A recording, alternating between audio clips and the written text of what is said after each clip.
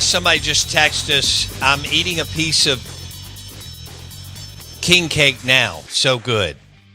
Isn't that funny? Hey, king cake for breakfast. You would eat that.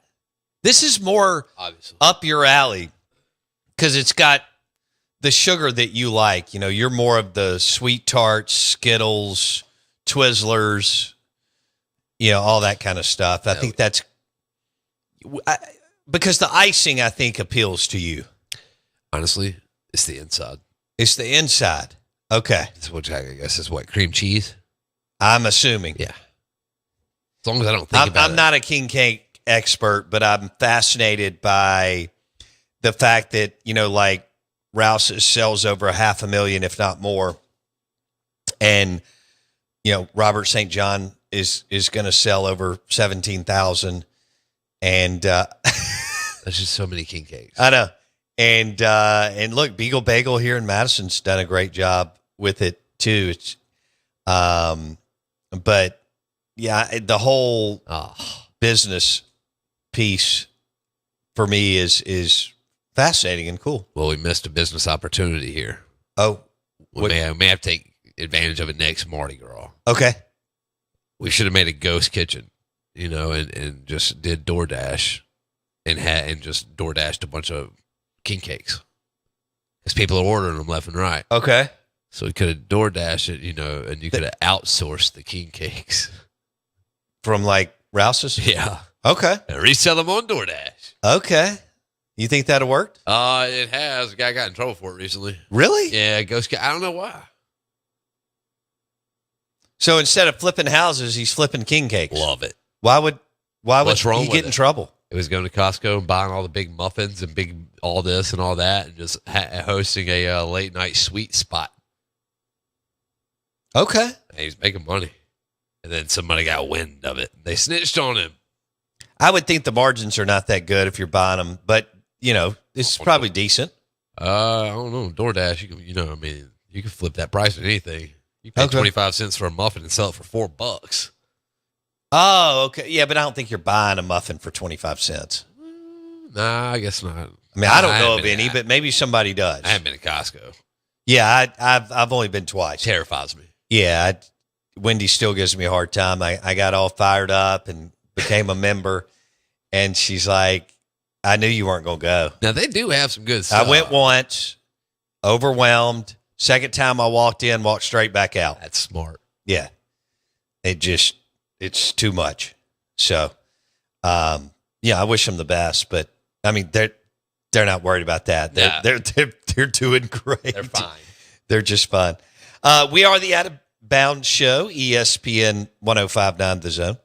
And we're brought to you by Blue Cross Blue Shield of Mississippi. It's good to be blue, the official healthcare provider of the Out of Bounds Show.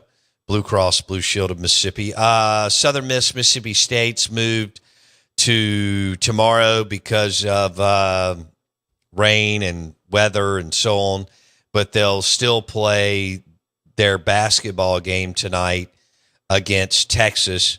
A guy that we mentioned early in the show is Trey Johnson, and he's widely regarded as a top prospect for the 2025 NBA draft.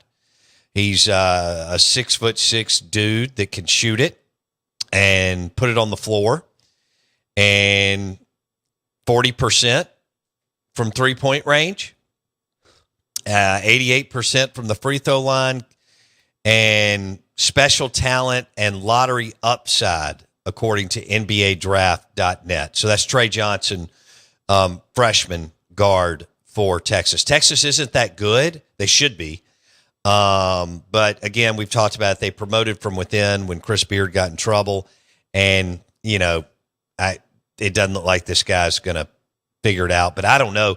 I wonder how hesitant SEC schools are going to be to move off the minor sports like basketball and baseball and other sports because you're having to pump so much money into football and into NIL and the portal. And I wonder if that will give coaches that usually would have gotten fired another year, possibly two, because we went through this insane, Well, it's kind of like what Doge is doing and Elon Musk. I mean, athletic departments wasted it wasn't their money, right? It's OPM. It's boosters' money and alums' money. So we went through when the money really hit in around 08 or 09, and I'm talking about, basically mega wealth for athletic administrations. One, most of these people don't have a lot of business acumen or pedigree. They come up through athletic administration. That's like coming up through the federal government. Right. And so it was just a spin. And people, we all know, how many times have I covered schools, including Mississippi State and Ole Miss, but there have been throughout the SEC, and Saban drove a lot of this because everybody was chasing, Saban, so they were firing coaches all the time. But it also happened in basketball and to a certain extent in baseball. But schools were willing to pay a fortune to buy out coaches, and then you got to, I think we always forget, then you got to bring a whole new staff in on payroll. So you're paying all these people that are going out the door all the way down, not just the top. I mean, all the way down. I mean, like Mississippi State gave Coleman Hutzler a 3-year deal. It's one of the most bizarre things I've ever heard of in my life. I mean, a guy with no defensive coordinator experience was given a 3-year, $1 million a year gig. I mean, he had no leverage. You could have gone to him and said, well, we'll pay you $500,000 for 1 year. And he just said, yes. I was in Tuscaloosa making some decent money, special teams coach, linebackers coach, and I want to continue to, feed my family and pay mortgage. And so, yes, I'll come over for $500,000. But my point in all this is I don't know what schools are like. McMahon down at LSU. There's talk. There's just you're hearing that people are not as quick to move off and burn your money as they once were, and that's going to be good and bad.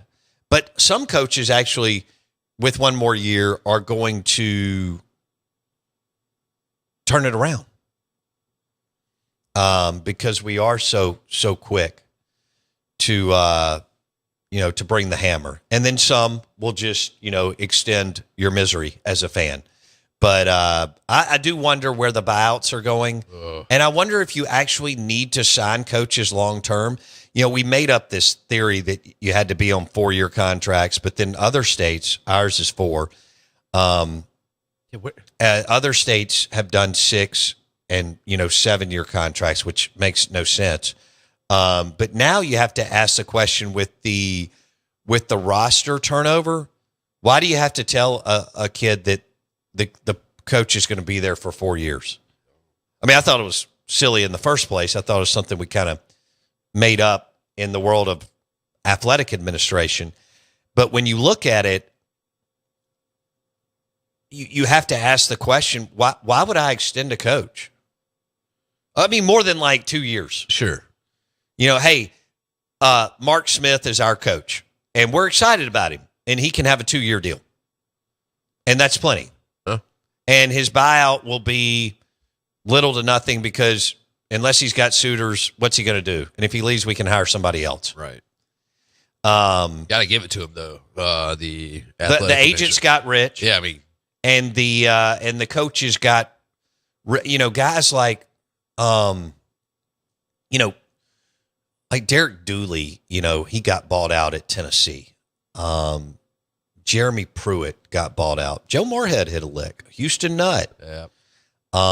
Matt Luke made a fortune. What, over $15 million? Yeah. I mean, he was the interim. He beat Mississippi State. He immediately got a 4-year deal. I mean, Matt made millions and millions of dollars. So our schools have paid out a lot. You hope that you take the Doge approach, and that is, be more look at fiscal responsibility and so on. And yes, somebody asked earlier, is Doge still my number one team? They are. Yeah. The Department of Government Efficiency is who I'm rooting for first and foremost. And then the other teams can come in, second, third, and fourth, whatever that is. Yeah. Doge may be first, second, third, and fourth. It could be for me. That's a good point. Should be. Yeah.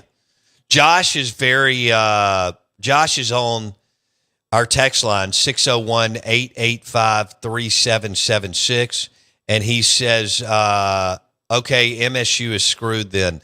That guy will score 25 tonight. That guy being Trey Johnson, Texas 6'6" guard, who's considered a lottery pick.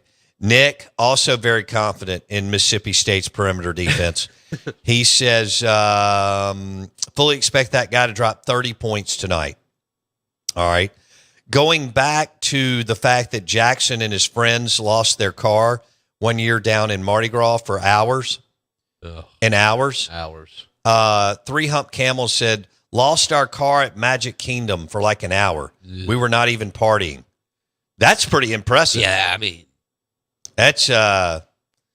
I mean, see, my deal, though, was, we were walking around looking for the vehicle, but we were still able to continue to do what we were doing prior to that. Bourbon. Okay. So, I mean, we're still able to party while we're looking for the car. So, probably you were looking, but then you'd go into a bar. Right. Then you'd look a little while, and then you'd be like, well, let's go to a bar and talk about it. Yeah, we'll figure it out over there. Yeah. We'll retrace our steps. Right. Which, Magic Kingdom, though? Man, I don't think you're walking around much, are you? I mean, if you get lost looking for your vehicle, it's not like you're able to swing by. I mean, there's not bars just everywhere there. I don't believe. No. So you're he's out in the parking lot. Yeah, that's what I'm saying. That's it's just a big, huge parking lot that goes on for miles. So I don't even know how that works. I don't think I've ever driven to Magic Kingdom, but I have seen the parking lot when you get on whatever they call it, the bus, or you get in an Uber. Yeah. And it's big. It's large. So if you don't know what row or whatever lot and row you're on, you're screwed. Yeah, that could be a problem. Yeah. In fact, an hour sounds like it sounds miserable. No, that sounds pretty good. But he said for like an hour, yeah. I mean, let's be honest. How many people are wandering out there for about 3? I mean, I would think that people lose their cars at Disney all the time. They're multiple Especially when you days. got little kids, you're trying to get them out of the car. You're trying to get up there. There's a lot going on. Half the time they don't have their shoes on. That's right. They don't know what the hell they're doing. Nobody knows what they're doing. None of us know what we're doing. The last on their mind is, let me take a picture or let me drop a pin on where I'm at. Right. They're chasing their kid who just and then all of jumped a out of the sudden vehicle. you get in and you're like, where did we park? Yep. We just walked through, 64 rows of cars, and I'm not sure exactly where we were. The alarm button isn't working on the clicker. You can't find it. Yeah. It's just tough, man. Nick says, I stayed in a Marriott in NOLA, hit Bourbon, then hopped in a cab and drove to 6 Marriotts before I remembered which one I was staying in. That is incredible. That's pretty good. That is one of the best stories. That's awesome. Well, I'm not going to lie, I'm drunk. All right, let's go over this again. Nick was staying in a Marriott in New Orleans. He hit Bourbon, and he hit Bourbon, and then hopped in a cab and drove to 6 Marriotts before he remembered which one he was staying in. Now, I will tell you, I did this. SEC Media Days, Yeah. I jumped in the car, and I went to the wrong Marriott, Nice. and it was 20 minutes away. That's what I'm talking about. Yeah, it was pretty awesome. What'd you do when you got there? You mean when I realized that I was at the wrong spot? Right. I wasn't happy. Yeah. So I go up there. I'm like, hey, I'm a Marriott Bonvoy, blah, blah, blah. And the guy's like, we don't have you on here. Are you at this Marriott or the one downtown? I went, okay. Probably that one. I'm at the one downtown because that's where I'm doing the shows, and that's where SEC Media Days is. And I'd just taken an Uber, and it felt like it took forever I'm sure. to get there. So then I had to call another Uber and go downtown. So I did do that. And I felt pretty stupid or dumb or whatever. Yeah. Hey, here's Dog Fan 14. Yeah. Don't feel bad, Jackson. 6 of us couldn't find the car at Mardi Gras in NOLA.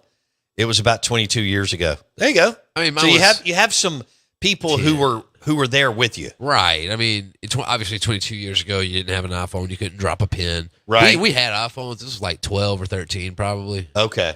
But it wasn't, dropping a pin at that time wasn't really a thing. Oh, yeah. The best we could have done was remember. I'm not really I've done it before, but I don't really drop. You're not a pin dropper? Nah, I'm not. Come on.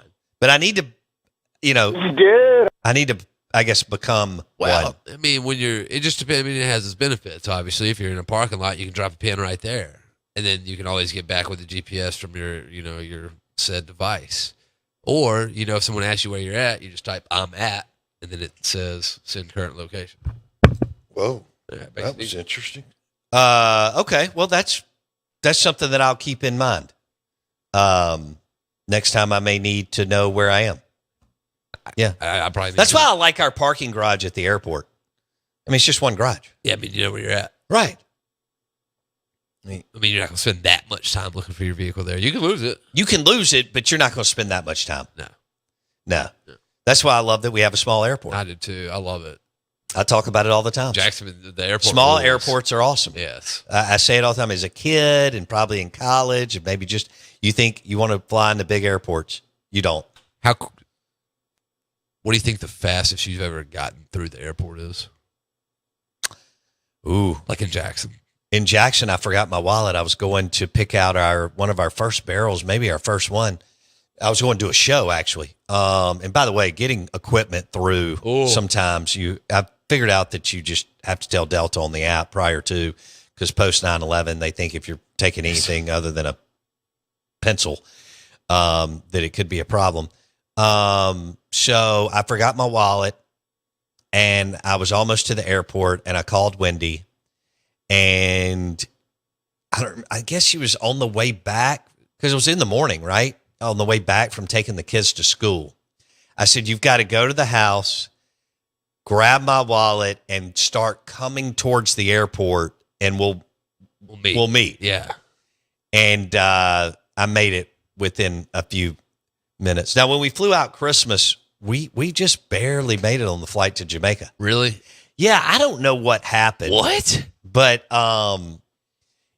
we made it with a few minutes to go, but it took a while to check in. Was that Christmas morning? Yeah, it was Christmas morning. It took a while to check in. Have you ever been the guy, like the one? I've never missed a flight. Never missed. Oh, I've missed plenty of them. I haven't. Missed them back to back. I'm not. You missed them back to back?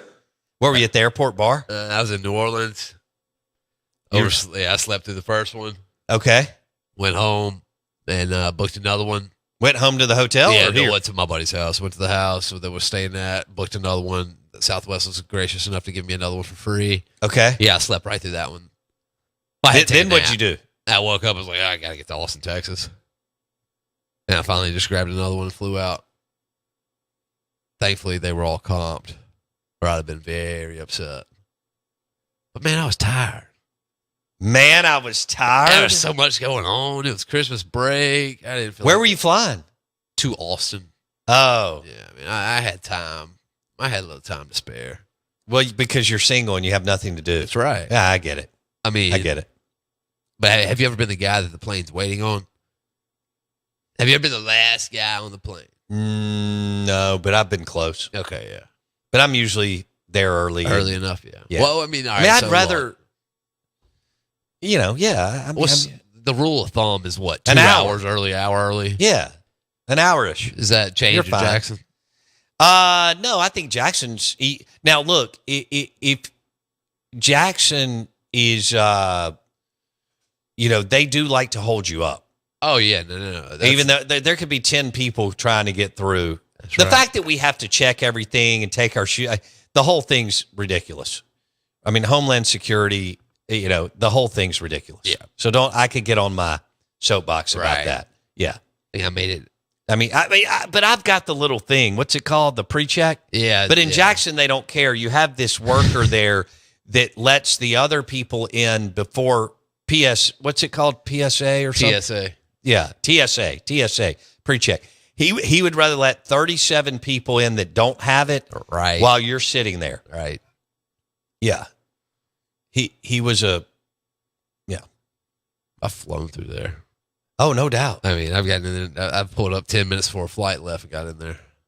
Listen to this. D. Manning found a cousin he had not seen in 6 years at a Shoney's breakfast buffet at 5:30 in the morning after a night of drinking in New Orleans. See, I mean, I need more stories of New Orleans. Yeah, Mardi Gras. It can be New Orleans or New Orleans and Mardi Gras. Boom. But I need more stories. All right, so the text line is 601-885-3776, brought to you by a cold Budweiser and burger later today. The text line, 601-885-3776. People are also getting into my discussion on firing coaches and if we're going to see that kind of slow down with the portal and NIL.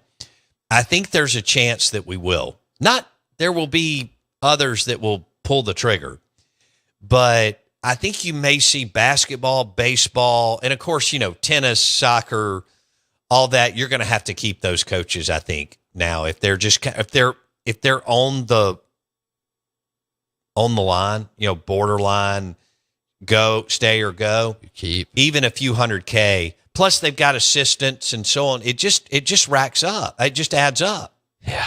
You can't spend that on men's golf or women's soccer. No. You just can't. And that's all got to be funded through football.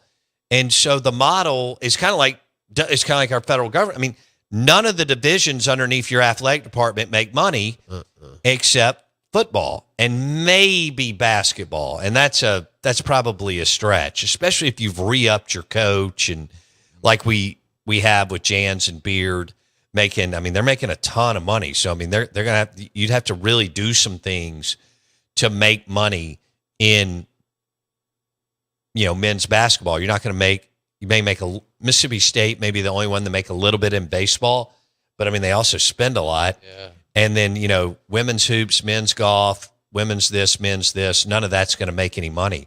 My question is that going to make ADs keep other coaches? Because we went through a firing spree where they just blew other people's money for about a 16-year stretch when that first big wave of TV money came into athletic departments. I think it was obvious a lot of them didn't know what to do with it because there was never really any money in Yeah, they were like, we'll spend it. We'll spend it and spend it and spend it. And then the arms race for facilities, that's no longer that's no longer the play. It's all about getting talent, paying players. As long as your facilities are decent, but if you're spending a bunch of money on facilities right now, then you've lost your mind. It's all about players. We're live in the Bank Plus studio. The show is brought to you by Blue Cross Blue Shield of Mississippi. It's good to be blue.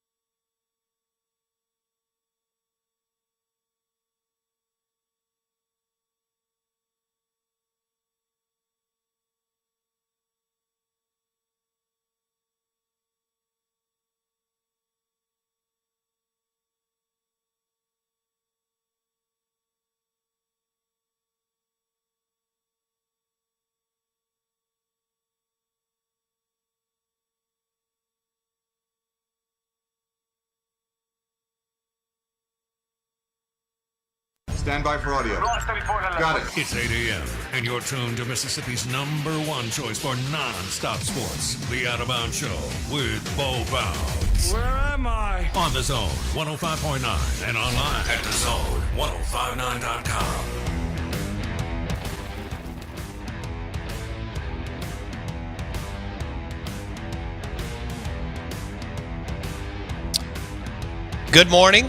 Out of Bounds, 105.9 The Zone ESPN, brought to you by Kessler Prime and the Renaissance. Steak, seafood, award-winning Elijah Craig bourbon. KesslerPrime.com to make a reservation. You can hit us up on our text line, 601-885-3776, and also Twitter X, at Bo Bounds. Thank you, Elon Musk, for saving the country. Key City Beer Caller Line, 601-707-3750. We welcome in Steve Robertson, genespage.com, 247 Sports. He joins us on the Farm Bureau Insurance Guest Line, Mississippi State, 7-4. 4 losses to, pretty good to good teams, but that's not what Hail State baseball fans want to hear. They want to win games against good teams. Steve, what do you think they'll do in the starting rotation with the Saturday? I mean, I'm assuming Jacob Pruitt, but what do you think they'll do Saturday and Sunday starter? Yeah, that's a good question. And, I think when you look at taking the emotion out of it and go back and look at what happened on Sunday, the State was 2-0 with Stone Simmons before Sunday. And then he has the one kind of come apart inning where he walks the first 2 hitters, and then you get a couple of ground balls. I think he got 3 ground balls in the inning and didn't get an out, And so I think that's something maybe you got to think about. But I think Saturday, I think maybe you got to go with Ryan McPherson, who I thought was outstanding and has been throughout the year. But if you look back, what's the story? What are the 2 big issues from the weekend?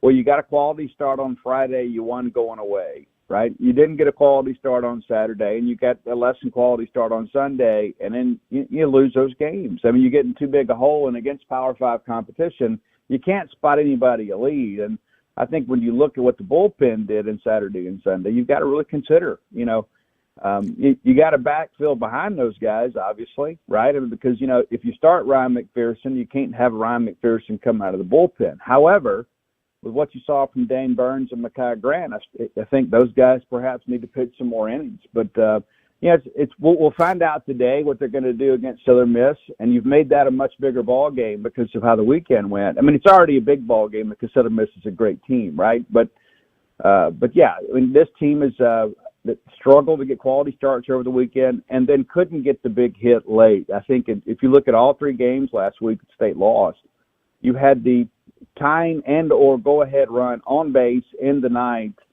all 3 games, and you couldn't get the big hit. That's something that's got to change. That's what Mississippi State baseball's kind of been built on, is being that team that just won't lose in the ninth. And they always find a way to get it done, and last week they didn't. So it's a new week this week, and they really need a 4-0 week. Okay, so you think McPherson, possibly Pruitt, could start in the next week or 2? Yeah, I think some of it's got to boil down to what happens. What do you do tomorrow, right? I mean, do you throw? Do you go with Pruitt, or do you hold him to the weekend? Well, I think you're going to win this weekend regardless. But I think you've got to make this Southern Miss game priority. Just from an RPI standpoint, and the fact too that you need to win some games, and maybe Pruitt goes on Wednesday, and then you can throw him next weekend against Texas. I guess we'll see, but. I trust Justin Parker.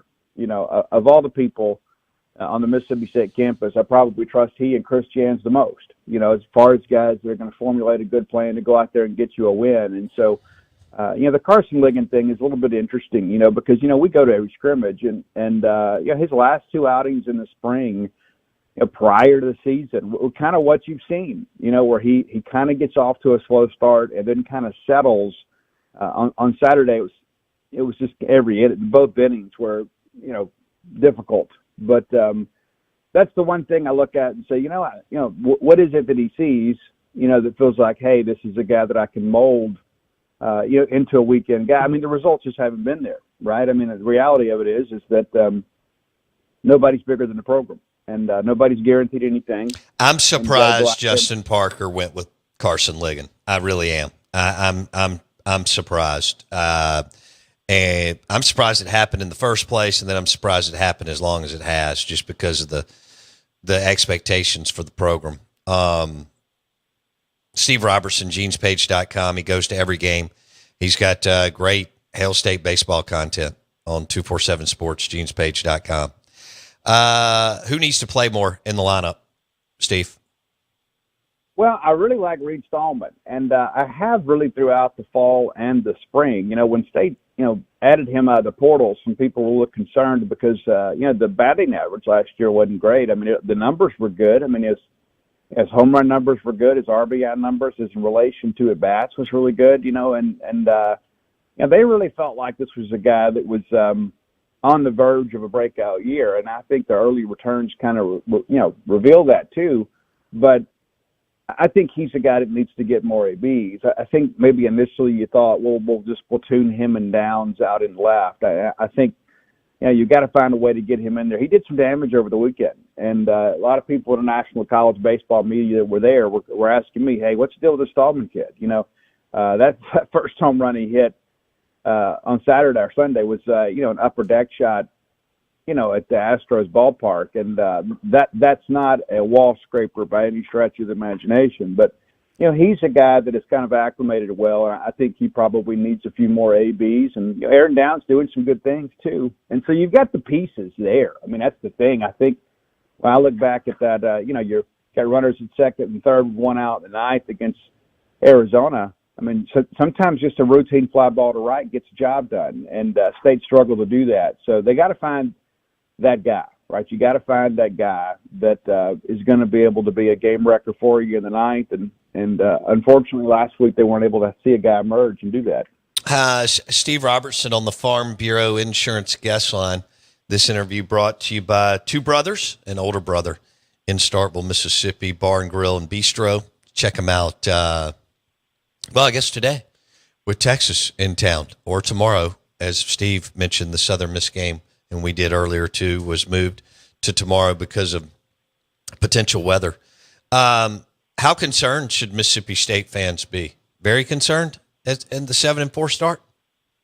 Well, I'm concerned, but I'm not very concerned, and I'm not panicking by any stretch of the imagination. I mean, you don't need to drop these midweeks. Granted, you went out and scheduled a little bit better in the midweek, but the reality of it is they're like one pitch or one hit away, in these games. It'd be different if they were getting embarrassed or anything, and I thought the Oklahoma State game got away from them a little bit, and then they rallied to come back. But you can't keep digging yourself a hole, and that's kind of where I think Justin Parker emerges here. Justin Parker's got to get this weekend rotation where it needs to be. And again, I think when you look at what McPherson did, and Mike Nemeth and I talked about that the weekend before, against Missouri State, when Ligon was kind of up and down, you bring in McPherson, and Nemo's like, hey, McPherson kid's auditioning for the Saturday job right now. And I think you take the last two weekends and you've kind of paired McPherson up with Ligon, and McPherson's been the better of the two. I mean, the numbers don't lie. We all see the same thing. There's not some magic formula of this. You go out there and you don't give up base runners and you get outs, and you typically win ball games. So I think McPherson's got to be a guy you get real serious about. No, I agree. And so that puts Ligon in like a 5th, 6th, 7th inning, somewhere in there. Grab an inning or two. Roll, I got about 20 seconds.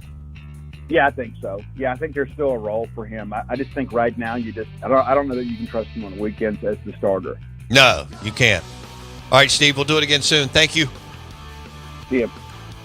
Steve Robertson on the Out of Bounds Show. Mississippi State 7-4. They're hosting pretty red-hot Southern Miss baseball team. Took 2 of 3 from TCU over the weekend out in Fort Worth. And that game's moved to tomorrow, Duty Noble Field. Hopefully everybody will be okay. Be careful with the weather. We're live in the Bank Plus studio. Out of Bounds, brought to you by the Honey Butter Chicken Biscuit at Burgers, Blues, Barbecue, B3 in Madison. They've got a full breakfast menu. Detillier at 8:30.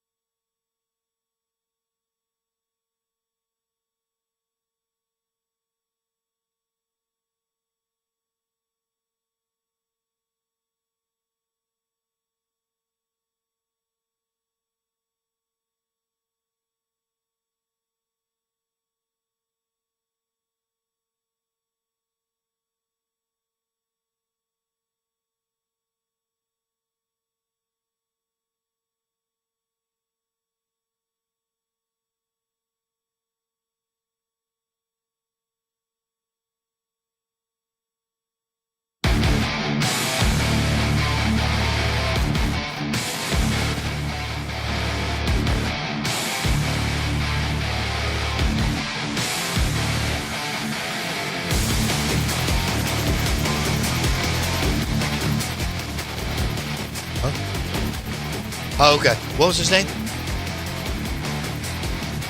All right, Jackson, you'll have to fill me in. Somebody called on the Key City beer caller line. I guess he may have had to go into work. Next time, get his number. Yes. Call him the I need you to be proactive and think a little bit. But on the Key City caller line, 601-707-3750, somebody called him. What was he going to tell us? About a high-speed chase he was involved in down in New Orleans. Good grief. Some of the texts this morning are insane. Tiger fan in Madison said Mardi Gras tradition, SAEs in the 80s. Buses don't leave until someone gets arrested. Go Tigers. Of course, it's Geaux, Tiger fan. I've seen that. True Maroon on what I was talking about earlier as far as buyouts with coaches and where that's going. Athletic departments threw your money around like the federal government for years. Right. I just wonder if you're going to see some of that come to an end. And it wasn't their money. It was your money. So they just spent booster and alum money left and right. It's not theirs. And they're a nonprofit, which is nonsense, but y'all know the drill. And so all these buyouts, I mean, the Matt Luke buyout still blows me away. I think they got Moorhead. I mean, you had to pay him 7 figures. Luke 7 figures, Nut 7 figures. Matt Luke was worth the money. He was worth it? He was worth it. He did everything they needed him to do at that point in time. He left an unbelievable roster. Oh, he did, yeah. For Kiffin. Yeah. But he was the tie. He tied it over. They just needed somebody to get in there and tie things over until they could get it all figured out. Well, Key Carter made one of, if not the best, hire in the history of the state of Mississippi, athletically. Oh, yeah. With Lane Kiffin. Nobody knew that then. No. But all it takes is one. I mean, Greg Byrne hired Dan Mullen. Yep. All it takes is one big hire in football, and your ticket is written either for a decade plus or for a long time. Sure. Did he come with Dart in hand? No, he inherited Matt Corral. That's right. So the Dart transfer? Matt Luke, Phil Longo, Jacob Peeler, and Derek Nix handed Lane Kiffin an unbelievable roster of Matt Corral, Sam Williams, among many other either NFL players or fringe NFL players. Right. So had the Dart transfer, how did that? The next cycle. Kiffin had Corral for COVID year, and then the next year when they went to the Sugar Bowl. Yeah. And he got hurt. Okay, remember that. And then the next year, Dart transferred in and started right after Corral and started for 3 years. Biggest transfer. So it went Corral, Dart. Wow. Since Kiffin's been there. Consistency. And now Austin Simmons. Yeah. Will it be Simmons? How many years can we get Could out of be. Simmons? Could be. He's young. He graduated early. 17.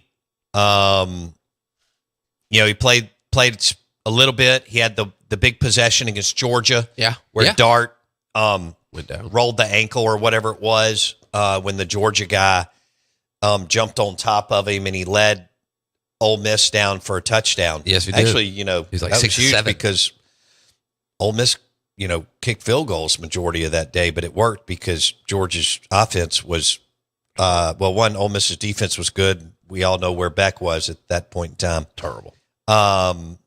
So Ole Miss has been on a run of Corral, Dart the last 5 years.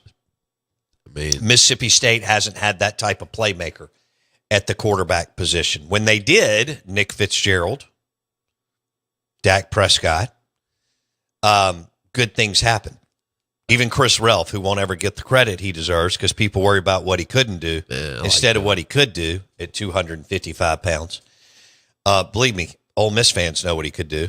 Great guy. He made a living off of running over their defensive players. And because it doesn't matter how you get down the field and score as long as you score. But they haven't had a playmaker in a long time. And they had one in Garrett Schrader. And Leach and the staff were not going to give, unfortunately, Schrader a shot. And so, they brought in the Stanford transfer. What was his name? Costello. Yeah, KJ. And then he had the game of his life against LSU because Bo Pelini is either not good or doesn't understand modern offenses. And then he got knocked out in his second game, and then you went with Will Rogers, and Will's a nice player, but extremely limited. Sure. And Matt Corral and Jackson Dart are playmakers. Fitzgerald is a playmaker. Dak is a playmaker. Chris Relf was a playmaker. Garrett Schrader was a playmaker. Look what Garrett Schrader did at Syracuse. Bald. And, you wish that offensive staff and Leach would have given Garrett Schrader a long look. Now, by the end, God rest his soul, of Leach's run, what's his name? The guy with the Mealy, the offensive assistant, had finally jumped on the table long enough to get Leach to consider going with a dual threat, and that's why they signed Chris Parson out of Nashville. So Leach was going to go that direction. I think it would have looked even much, much better had he had but Garrett Schrader is, I think, going to be one that you go, holy moly, 6'4", 225 pounds, and didn't give him a shot. He would have been plenty accurate enough in a check down offense like the air raid. And then he would also had the wheels. And you just haven't had that, but there's a lot of other things. Moorhead was a disaster as a recruiter. Matt Luke was good. Even though Moorhead was beating Matt Luke and bad, well, the first year. Second year, obviously, it went into overtime. That's why Matt Luke lost his job, because Elijah Moore lifted his leg to urinate, and the rest is history, and Ole Miss ended up with Lane Kiffin.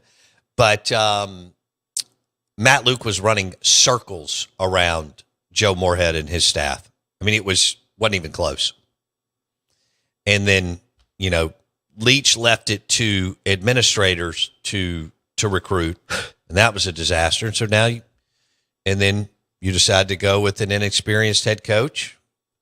You're coming off a 2-10 season, and now you've gone out and spent a running truckload of money, and finished in the top half, top whatever. I don't even know where they are now. But if you got a good transfer portal class, but the question is, what can you do with it?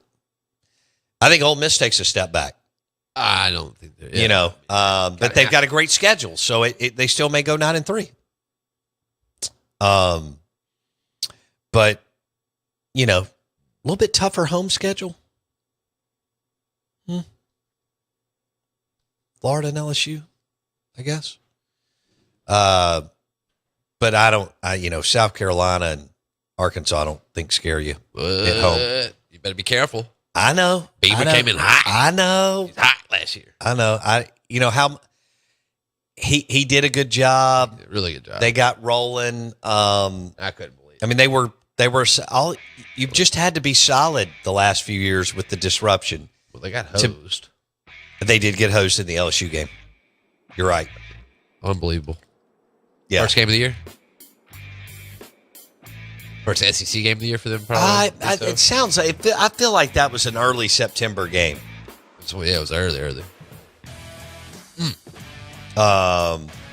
So, LSU take a step back, step forward. I think they'll take a step forward. I do. I absolutely do. Yeah. We'll see, though. The Out of Bounds Show is brought to you by Rick's Pro Truck. Spraying bed liners, lift kits, tires, and wheels. RPT. Rick's Pro Truck, 3 locations.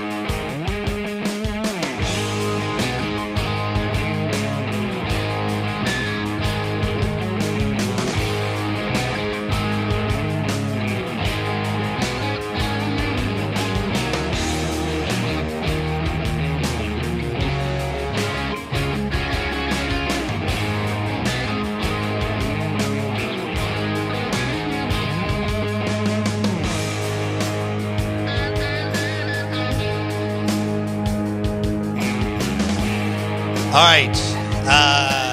Happy Fat Tuesday to you. If you want to watch the show on YouTube, search Out of Bounds Sports. We've got a couple of king cakes on the set. We've got beads. Jackson's wearing beads. I'm wearing beads. And we had Jermaine Benoit was kind enough to bring us a couple of king cakes from Rouse's.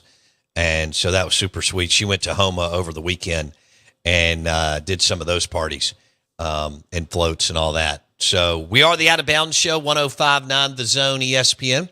Brought to you by your next video wall, powered by Sound and Communications, soundcomav.com.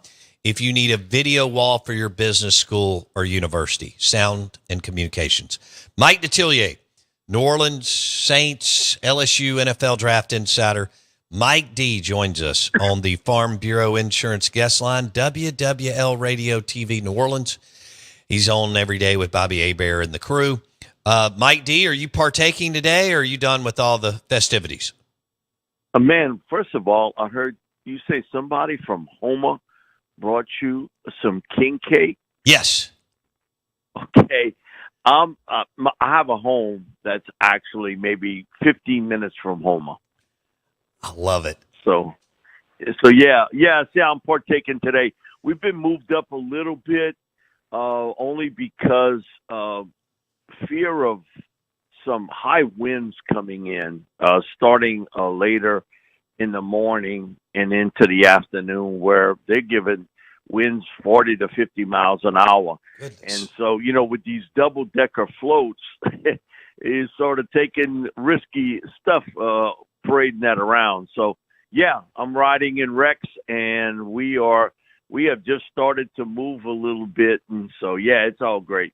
Are you a big thrower? I mean, do you throw the whole time? Do you chill out? You're damn right. Now I'll suffer for it tomorrow.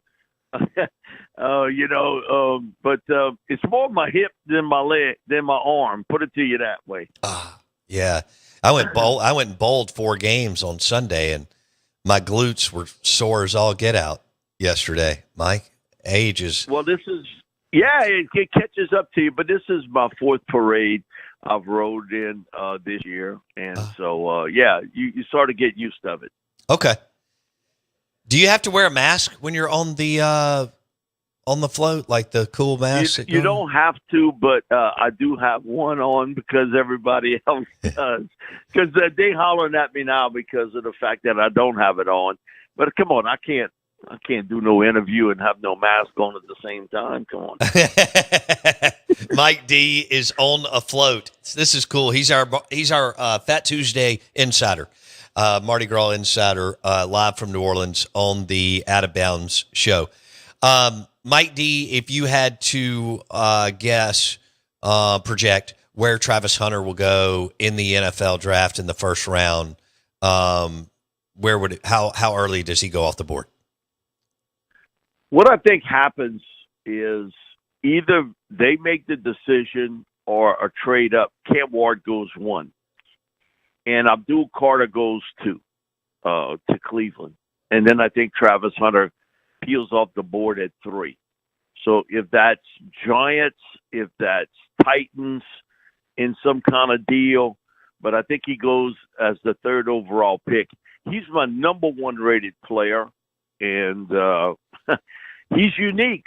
I have never scouted a player that could start at cornerback and wide receiver. Wow. Never. Not in my 40 years. I haven't done it. It has not been the case. I've had all these geniuses tell me, Dion played offense. No, he ran back punts. He played a little offense in the NFL as a receiver. Coming out of Florida State, he was a cover corner, a return man. And so I do know a little bit about history with that. And so there is no one in my time, and it's 40 years, that if you projected he could start as a corner or a wide receiver in the NFL, and he's done it at the collegiate level. All right, so how would you describe this draft as far as talent? Is it loaded here and weak here? I mean, how would you describe the draft, Mike D? It's a starter draft, not a star class. Where it's really loaded is along the defensive line. 24 of my top 75 are defensive line. Wow. And so that's where the strength of this draft really is. Along the defensive line, other part would be at running back, where I don't know how many running backs will go in round one. I know Ashton Genty will. But, man, this is a really good running back class where you can look at it, and I think it's 29 gradable running backs in this draft class. Normally I get to 22, 23, and it's difficult after that. But I got 29. So it's really loaded in the running back group along with tight end. It's not as good as it was 2 years ago, but it's very close, where you'll have two tight ends going round one, and Tyler Warren and Colston Loveland from Michigan. And I think Mason Taylor from LSU is pushing that hard. And they got some teams late in round one that have a real interest in him. So that's where the strength of this draft class lies. It really lies in the defensive line and the talent depth at the running back position. Okay, well, where do you fall, Mike D, on the running back? Because if even when you don't have a deep class, people shy away from going there. As of late, I mean, there are exceptions with teams, but when you and I were rolling through and growing up, I mean, that was the position, and now everything's shifted to quarterbacks and receivers and tight ends and all the cool things that all these guys like Sean and others are doing on offense. So what is your philosophy? Stay away from a running back in round one. You can get something 2 through 4. How do you see it? It would depend on who's available for me, but the longevity of a back's not going to be there in comparison to a wide receiver or a lineman. And so my philosophy has always been, you build up front with big men, offensive, defensive line. And the wide receivers, you better get them early because they peel off the board pretty quickly. Running backs have a tendency to sort of last a little bit longer. But it would depend on the back. I would have picked Bijan Robinson where Atlanta picked him. I mean, I would have done it because he's that talented a player. I would pick Ashton Genty as a top 10 player because he's that talented. So it would depend on what my need is and how I felt about that back. It's an individual kind of choice on it, but I would really tend toward a bigger man if I were picking in round one, or a guy at wide receiver. Okay. Because I just think every once in a while you get a guy like Puka Nacua to slip through, or a Cooper Kupp that slips through. But most of the top receivers are first round picks or former first round picks or second round selection. So it depends on what team I had. And running back, to me, I can get me a really good back in second, third, fourth rounds of the draft. I remember Sean Payton telling me the story about Alvin Kamara, and he was like, how the hell did Tennessee alternate him? How could he not be the full-time starter at Tennessee? And what he's done for this football team. And so, you can see that sometimes those things do happen. You look at Isaiah Pacheco, and you get him in the 7th round if you Kansas City. Unreal. So there is those cases that you see it more and more, but I think you'll see it a lot in this draft class where there'll maybe be a second running back selected. Maybe Hampton sneaks in from North Carolina. Maybe he does. But if not, the run on running backs in the second, third, fourth rounds, and where you're going to see a host of them selected. Wow. And there's better depth and better talent depth at running back this year than there is at wide receiver. Okay. Mike D, NFL insider, been covering the draft for 40 years. He joins us on the Out of Bounds show and the Farm Bureau Insurance Guest Line for your next video wall for your business or school, sound and communications. Mike D, Walter Nolan. Where do you think he fits, and what type of player do you see him potentially being in the NFL? I think he's a teens, early 20s pick in round one. You look at a team like Cincinnati, desperately in need of a defensive line. Arizona, I think another team that you could see him get selected. Minnesota. So all I know is this year that he sort of tilted the field for Ole Miss as a run stuffer, but also his ability to get pressure on the quarterback, just break everything up in the middle. And so he took away another team's launch pad. I know in talking to the LSU coaches and LSU offensive linemen, they told me no one gave them as much trouble as Walter Nolan, that he basically took over that game at different times. And they had difficulties blocking him. Even with a chip or double team, they had difficulties with Nolan. Wow. And, you think about, how he came out of high school, and he was the guy. It was him and Travis. It was him and Travis Hunter. They were at the top of the board. And he's a unique athlete. He's a big man that can run really well. I thought he pieced it all together this year at Ole Miss. And I think he's one of those guys, 18 through 24. That's where you're going to look at him in round one. But, man, if you're a team like Cincinnati or Arizona, there's no way you can pass him up. Mm-hmm. You need help along the defensive line.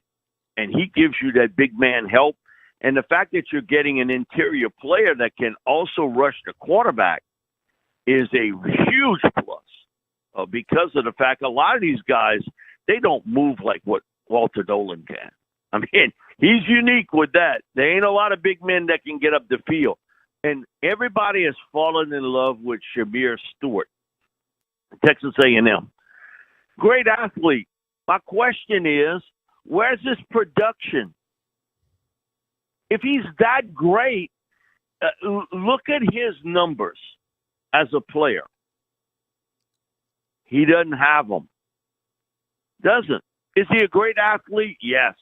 Test through the charts? Yes. Can he play football well? Not really. If you can't do it on Saturday, you can't do it on Sunday. It's pretty simple, I think. Here's my deal with guys like him is I think it's a lack of really great football instincts.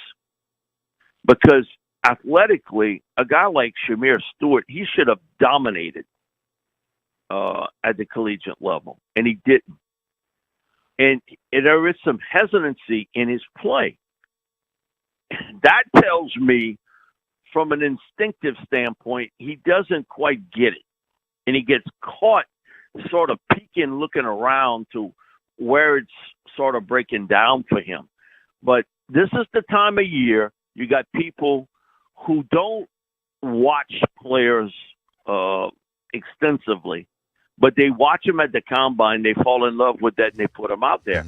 Now, we'll say this, there are NFL coaches the exact same way, that they kind of throw away that maybe that SEC or that Big Ten or Pac-12, whatever, that profile on them and say, man, I saw him at the combine. He's better than this. Oh, really? And you get caught. You fall in. I learned this years ago from Jim Finks, Bobby wouldn't like me saying that because him and Finks always argued and argued about money, which is even worse for Ray Bear. But Jim told me, he said, I'm going to give you some advice. He said, you got a talent for doing this. But he said, never fall in love with the athlete. Right. Fall in love with the football player. I love and it. he's right. And he's absolutely right. No, Bobby and Finks, man, they clash. And think about Bob sat out an entire season, and really he was the biggest part of giving the NFL free agency because they hauled him to court. They asked him 2 questions, and he stayed on the stand for 2.5 hours answering. So if I'd have been the judge, I'd have wanted him off too. But because of $1 million, Bobby wanted to get paid $1 million a year. Finks offered him $800,000. And that's why Bobby sat out this season. They took it to court, and through that court case, the players got NFL free agency. They should do a 30-on-30. I hate to say it, but they should do a 30-on-30 for him because here's a Cajun from South Lafourche and on the Bayou, and he's actually the one player that really helped usher in free agency into the NFL. Unreal. I don't remember, Mike. He sat out a year. And then what did he get after that? Well, he got over $1 million the next year. I think he got 1.25 the next year. Okay. But what happened is his contract came due, and he was going to get traded to the Raiders. He actually does have in his closet an Oakland Raiders 3 jersey with A-Bear on it. Al Davis gave him. and he told me, he said, A-Bear, hold tight. We're fixing to make a deal for you. And it never happened. And that was because Finks said, you're going to sit the season out or rot, as far as I'm concerned. You're gonna get paid what I tell you you're gonna get paid. Ooh. And Reggie White, Freeman McNeil, Gil Bird, and a few others, they, along with Bobby, went to court with this. And Judge Doty's court in Minnesota. And basically what happened there, they all testified. Now, they didn't sit out any games. But they wanted some freedom of free agency. A-Bear was the only one who sat out the entire year in free agency. And the judge, and he got more luck than he got sense. He ended up with over $8 million in the settlement. Bobby did? Bobby did. He got 8. He's got I don't know exactly where it's at his house, but he had it framed, a picture of the check of his $8 million that was awarded him. And after he gave this long speech, on the stand, basically, Gene Upshaw, who was at that time head of he was the president of the Association for Players, said, we got this. They immediately said, let's settle this out of court. Wow.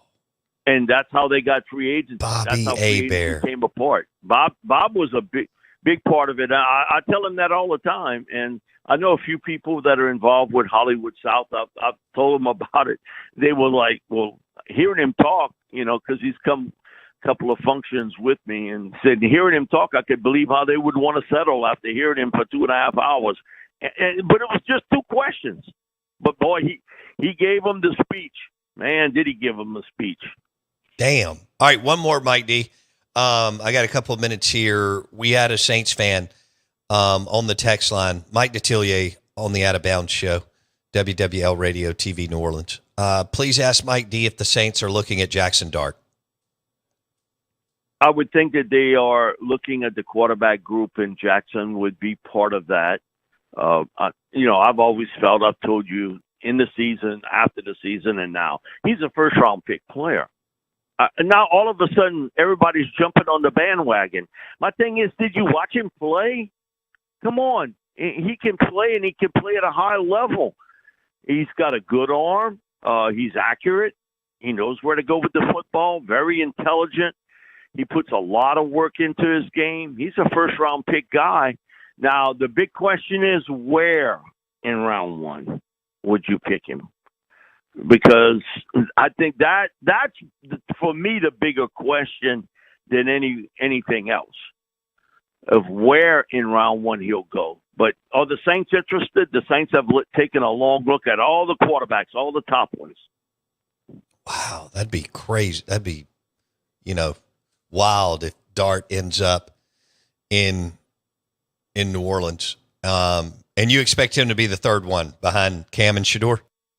Yeah, he'll be the third one. I can tell you this, the Saints do a lot of interest in Tyler Warren, the tight end from Penn State. They've got a couple people in positions of authority there that really love Tyler Warren, okay, tight end. And, and he's such a versatile piece because he can play tight end. He can play the H-back, fullback. He's played running back. He was a former high school quarterback. He also has played the X and Y receiver at Penn State. Tell me the other guys on Penn State's receiving corps. I can't. That tells you how good Tyler Warren is. In one game, in one of the playoff games, no receiver caught a pass. I remember that. It was just Tyler Warren at tight end and the running backs. That was it. That to me is stunning because he got double coverage or bracketed virtually every play. All right. Well, hey, Mike D, y'all have fun. Be safe down there with the weather, but enjoy Fat Tuesday. We appreciate you, my friend. Thank you both. Appreciate it. Thanks, Mike D. Yeah, you damn right. All right, Mike Detillier on the Out of Bounds Show, WWL Radio TV New Orleans, and brought to you by your next video wall in your lobby or your conference room or your foyer when you walk in your school, university, or business. Sound and communications, video walls, audio, visual, stadiums, arenas, gymnasiums, baseball fields. Your next video wall powered by Sound and Communications. SoundcomAV.com. You need a video wall for your restaurant and bar? Ooh. SoundcomAV.com. Locally owned since the 1950s. Sound and Communications. SoundcomAV.com. We're live in the Bank Plus studio. Lunch today brought to you by an amazing gyro from Aplos in the Renaissance. And Aplos in Highland Village. Hour number 3 coming up. I think we made some king cake on camera.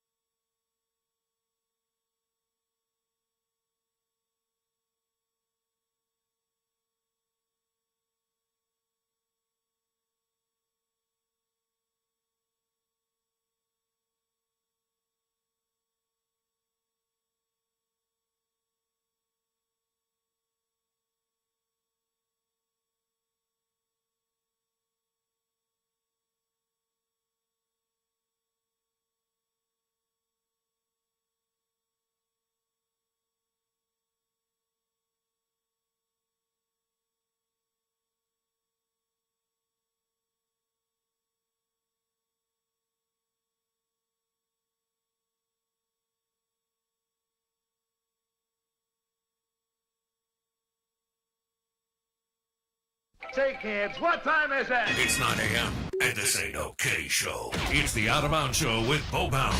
All aboard! As Mississippi's #1 morning show rolls on the Zone 105.9 and online at thezone1059.com. Woo! Well, good morning. Good morning. Welcome into the Out of Bounds Show, 105.9 The Zone ESPN. I'm your host, Bo Bounds. We're celebrating Mardi Gras. We've got, for us, I think the studio's decked out on a Fat Tuesday. We've got a couple of king cakes on the set. If you're watching on YouTube, search Out of Bounds Sports.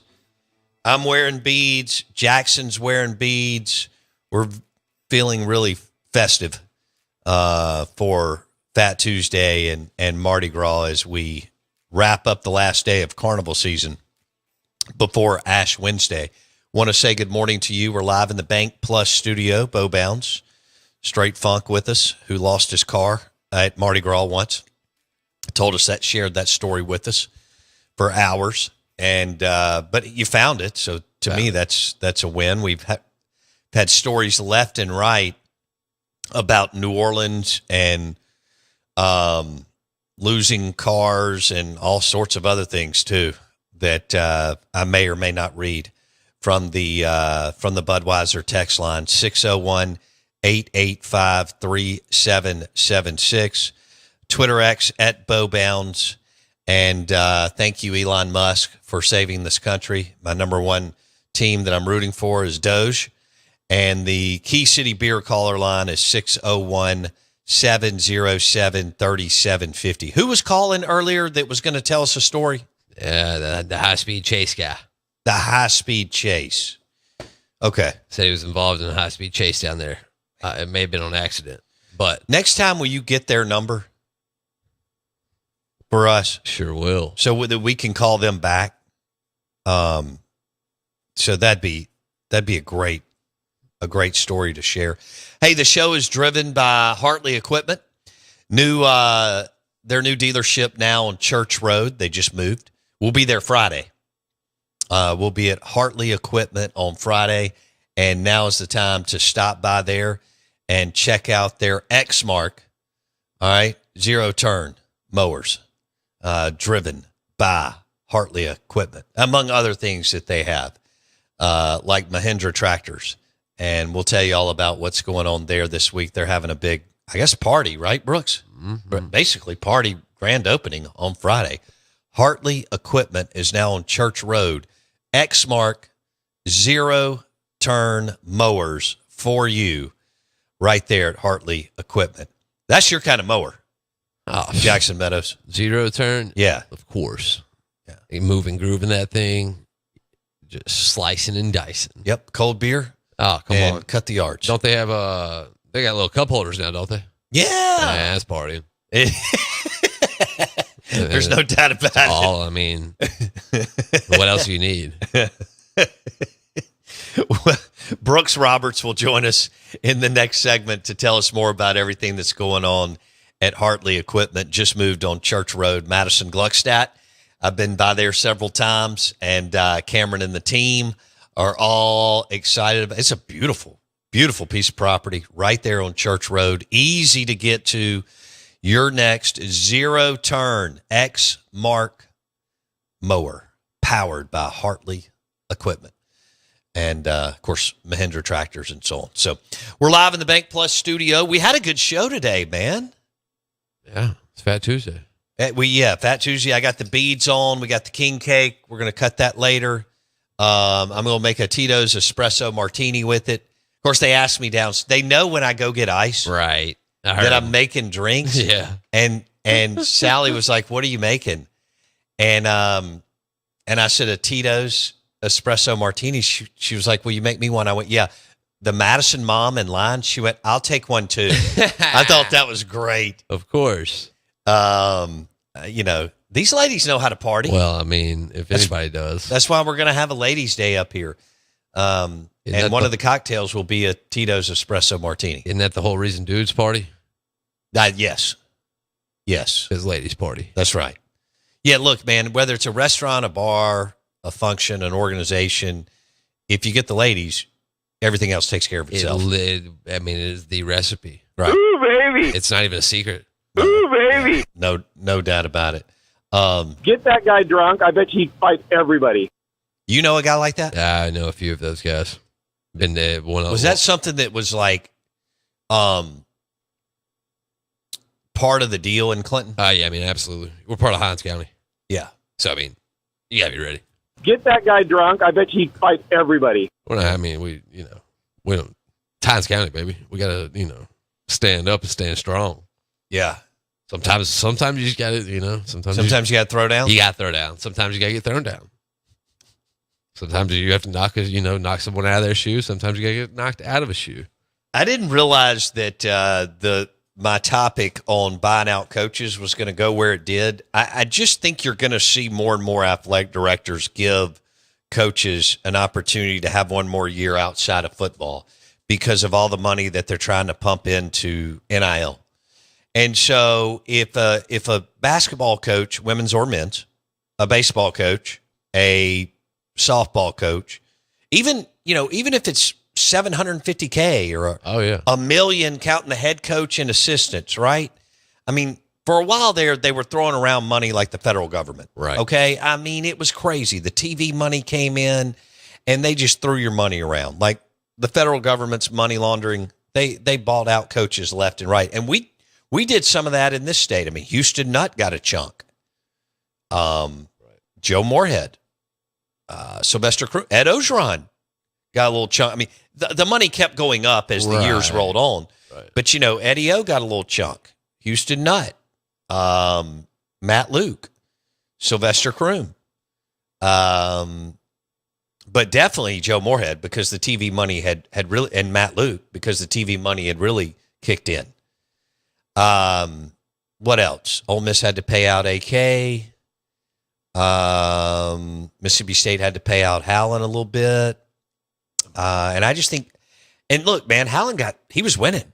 Yeah. So let me give you an example. AK and Howland that are really close, but still winning like 21 games. Right. But going to the end, it's going down to the SEC tournament. They win a game, they get in, they lose a game, they don't. I think today they get kept. I'm with you.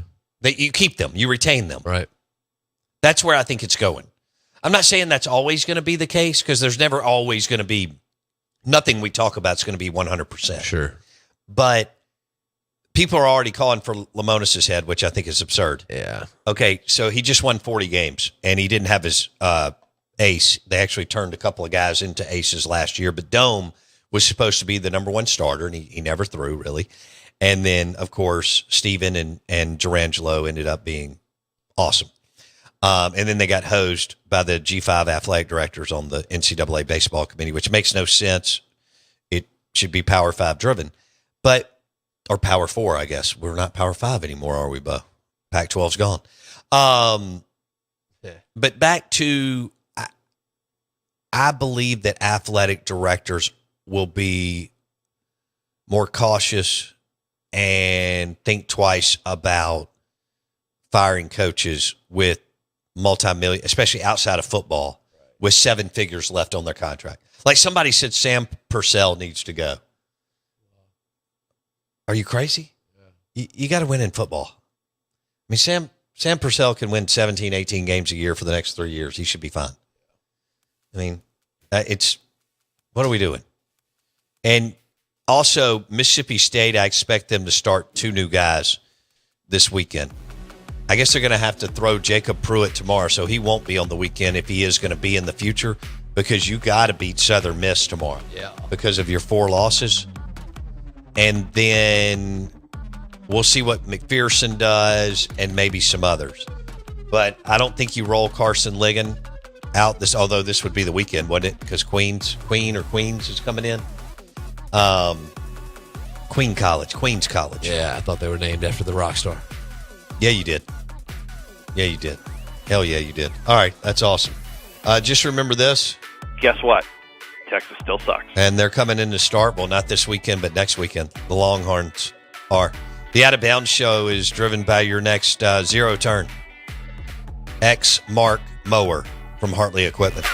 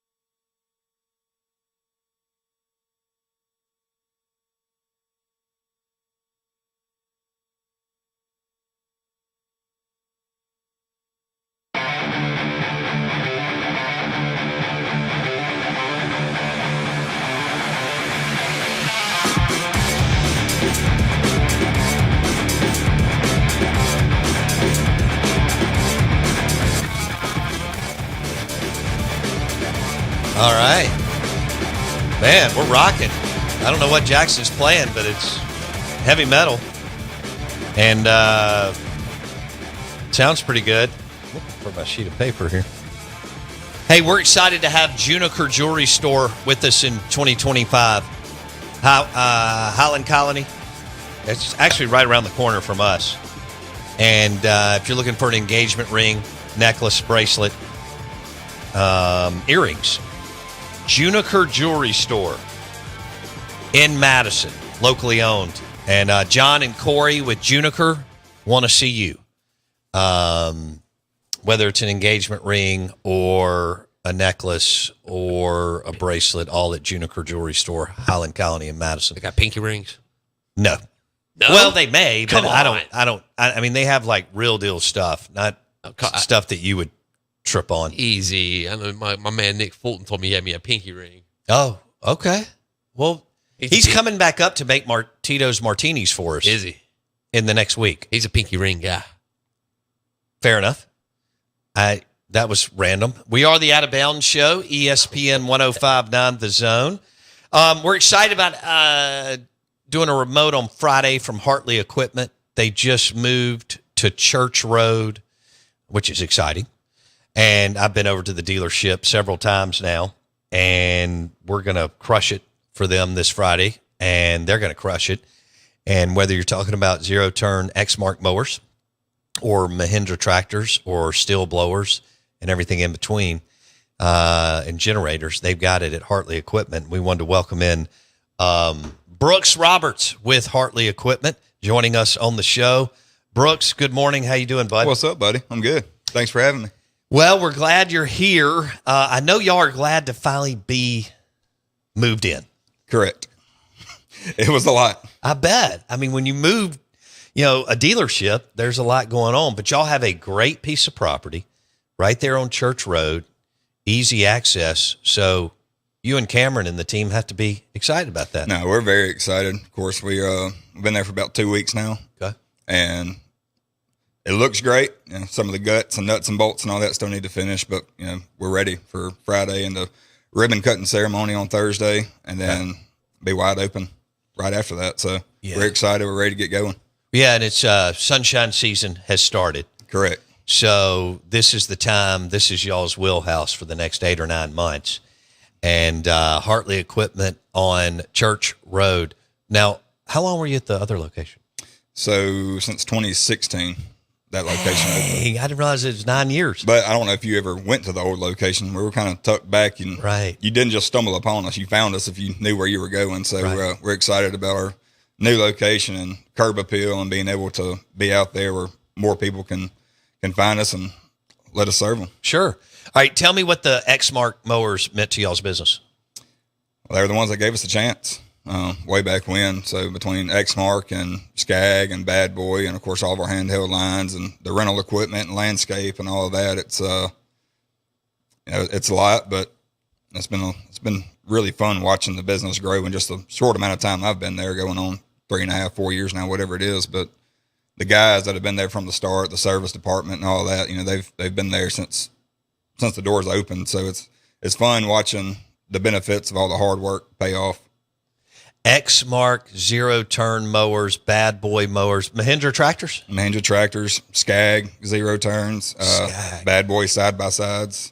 Oh, that's right. You showed me that last week. That's a good-looking piece of equipment. It's awesome. And then, of course, our handheld line with the steel and Echo, and then the Honda generators and water pumps and push mowers. So got it covered from A to Z. I wanted to mention that. Honda generators, speaking of, powered by Hartley Equipment on Church Road. So you've already been there almost 4 years? Seems like it. Seems about like 15, but it's 3 or 4, somewhere in that range. Well, when you move a dealership, that kind of gives you like another 7 years. Yeah, we sat there and planned everything out. Hey, we need to move this and move that, and then we're going to do this, and you kind of wad that piece of paper up and throw it in the trash and just figure it out as you go. Sure. That's just like, that's anything. When we were building the studio, you just keep rolling through. All right, so let me switch gears. We were talking crawfish earlier. Do you like crawfish? Absolutely. Yeah. Great places around here. Mudbugs is one of our partners, and nothing like some crawfish. and some cold beer. We went by there on Saturday, picked up a sack, and it was a good day to just enjoy some crawfish and Is it cold just beer. me, or does it feel like that kicks off a lot earlier every year? Because does. people just keep waiting, and they're like, all right, we got to have it now. So, no, you're right, because when Matt used to be on the show, right when he started years ago, it was a February opening. Now the crawfish places are opening January 10th or January 15th. It's incredible. Have you, speaking of something else today, have you ever been down to Mardi Gras? I have not. That's on the bucket list, though. Well, Jackson went and lost his car. Yeah, I was listening to that. Yeah, one time. Well, they lost their car. It was the car that he was in, but he finally found it. I feel like he's probably not the only one that's done that. though. No, we had people texting in left and right stories of losing their car. One guy, when he was single in the 90s, this was great. One guy was in New Orleans, and where was this? I got to read this. War Eagle Ridge. Yeah. Went to a Pink Floyd concert and ended up in New Orleans with a bunch of ladies in the car in the early 90s. We then went to Key West and later in the night, and my crew ended up there too. How does that happen? 15 hours. 15-hour drive from New Orleans to Key West with a bunch of just random ladies that you meet. There's a way. That's something you would do. That is correct. At a Pink Floyd show, absolutely. Does it surprise you, Brooks Roberts, that he overslept twice in New Orleans, missing flights out of there to go to Austin, Texas? When was that? Was it Mardi Gras? No, it was Christmas. Okay. A couple Christmas ago. Yeah. Christmas. Yeah. I wasn't. I mean, I needed to stick around a couple more days. Did you? In New Orleans. And they refunded your flight. How did you pull that off? I went up there and told them it was their fault. Of course you did. Yeah. Yeah. What was I going to do? Admit fault? What did you just make up a story? Yeah, of course. Yeah, I had multiple stories ready to roll. Because I had to use two. Refunding the flight. Man needs to be a lawyer. Yeah. Well, I mean, this is his life. Missing something, having to come up with a story. I mean, left and right. And making up for it on the other end. That's right. Brooks Roberts with us. Hartley Equipment. They're already open. They've been open for 2 weeks on Church Road, and they're doing the ribbon cutting on Thursday, 1 p.m. Okay. And then the grand opening, all the 7 a.m. Friday until we shut the doors. Boom. So how do y'all decide who cuts the ribbon? I would think Cameron's going to do it. Yeah, I'm going Brooks, to let boss man do that. the one that footed the bill for the land and the building and everything else. I'd probably bring an extra ribbon and just say, let me see those scissors. And that's what I wanted to ask you, Brooks. The building to the if you're facing y'all to the right, what's going on That there? is our landscape and rental department. Okay. Over there. So we've landscape supplies, pine straw, mulch, you name it, we've got it. That's heavy commercial accounts. Correct. Well, and residential. And residential. Okay. Rental equipment anywhere from one-man tillers all the way to mini excavators. Ooh, that's what we need to get you. Yeah. We'll let you play on one Friday. Yeah, that's what you should do. We have a damage waiver you have to sign. You'll need him to sign 7. Yeah. All right, and put a little blood mark on there afterwards. The Out of Bounds Show, ESPN 105.9 The Zone. Brooks, we'll see you Friday. Thanks, buddy. Thanks for having me. All right, Brooks Roberts, Hartley Equipment, and they're ready to roll. The ribbon cutting is 1 o'clock on Thursday, and then grand opening all day on Friday starting at 7 a.m. We'll be there from 7 to 10 a.m. And for your next Zero Turn More, X-Mark, Bad Boy, you said Stag? Skag. Mahindra tractors, Steel equipment, Honda generators, all powered by Hartley Equipment and their brand new location on Church Road. Brooks, we'll see you Friday. Thanks.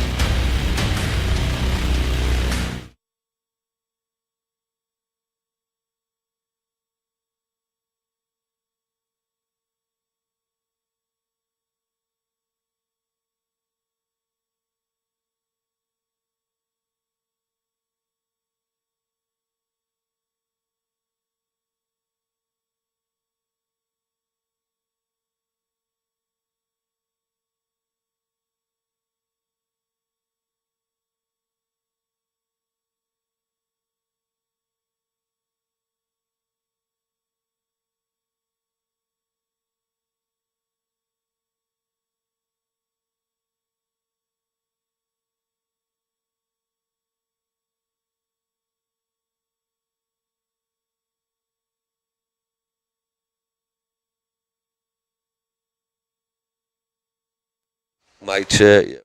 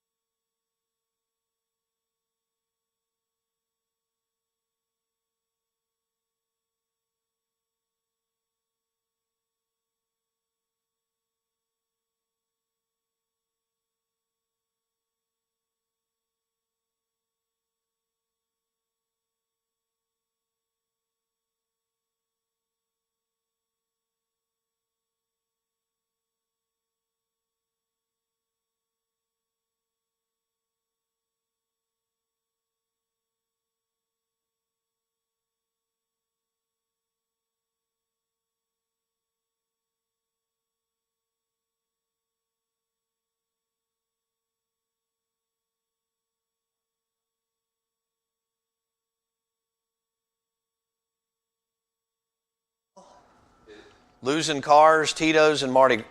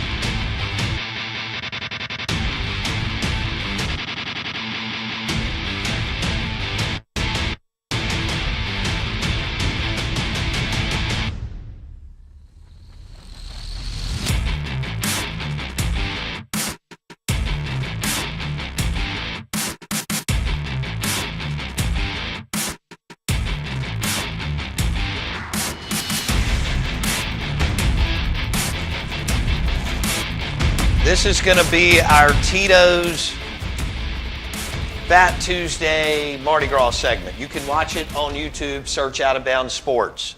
I've got the king cakes out. I've got Tito's out. And I'm going to make kind of a hybrid Don't you love that word in sports? A hybrid Tito's Espresso Martini for the show and for Jackson and I. These pretty, maybe I need to rearrange some of this. Make sure that Tito's is featured. Tito's Espresso Martini. So there we go. Jermaine Benoit was kind enough to bring us king cakes. Health coach to the stars, nourished and empowered. Boom. Didn't get that right last week, but I did just then. I love these little martini glasses that we have. I don't remember those Mardi. Where we got them. Did Wendy pick them up? Not sure. I like that. But you can go to YouTube, search Out of Bounds Sports, and you can watch the show. This is our Bo the Bartender segment. Actually, Jackson came up with that years ago, and I hadn't used it as much as I should. But Bo the Bartender segment, brought to you by Tito's. And we're going to get after it here, Jackson. I don't really know what I'm doing. Don't need to. I mean, I know enough. Trust yourself, man. Yeah. I know enough about what we're doing. Got a comment on the YouTube deal? I forgot where I put the agave. Oh. Got folks they say I need to know how I can order me one of them hats. One of them new Whiskey 61 hats. Yeah. There's a link, y'alllifestyle.com. Boom. Now we're about to roll out a new site, but yeah, those hats are so good looking. Go to YouTube, search Out of Bounds Sports. You can see our set and the bar and everything that we put together today. Do you think I should do the drinks first or cut the king cake first? Oh, dude, you got to do drink first. Okay. All right. Nick Fulton, bartender extraordinaire, USA Palms, mega store, was kind enough to leave me a real deal nice martini maker shaker. This thing is awesome.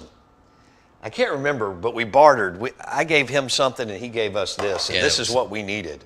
Oh, what's it? You know, let me get my Tito's cup. Go to YouTube, search Out of Bounds Sports. Should we give something away?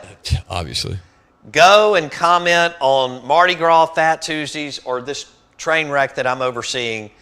And that way you can enter, and we'll give you we gave one away last week. We'll do a Tito's swag merch pack. Yeah.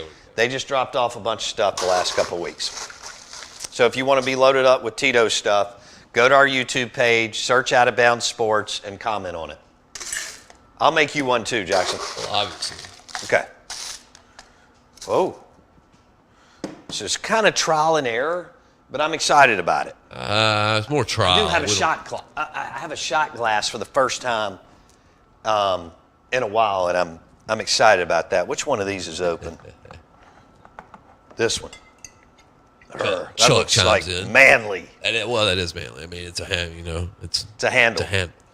Go to YouTube, search Out of Bounds Sports. We're having our Mardi Gras Fat Tuesday party here, and I forgot. I know the agave is somewhere in here. Where are you, agave? If I was agave, I would be... Yeah. I saw it recently, but I don't have to have it. One. Ooh. I feel like that's a big shot. Yeah, I know. 2. No, that's right. 1.5 pounds. Yeah, I think you're right. 3. Okay, I've got, again, this is a hybrid Tito's Espresso Martini. I have all the stuff at my house, but I forgot Kahlua again. But I do have this Mozart chocolate cream, which I think is perfect. Yeah, to do the Espresso Martini. I love it. It's a makeshift deal. It's just wonderful. I think maybe one shot of this is going to do it. Well. For you, I don't know. But this is our, oh my gosh. That smells so good. It smells like heaven. It smells like an after dinner drink with an Oliva cigar or a Drew Estate cigar from Spring Street Cigars. Go to YouTube, search Out of Bounds Sports. You can enter to win a Tito's prize pack. We're swagging merch by commenting on our YouTube page. Ooh, look at that. Oh, man. Yeah, my favorite part's coming up. All right. Cold brew. This is Key City out of Vicksburg. This is their cold brew. So good. So do a couple of shots of that. That's real deal coffee there. Yeah, it is. I mean, that'll brighten you up. All right. There we go. So now I gotta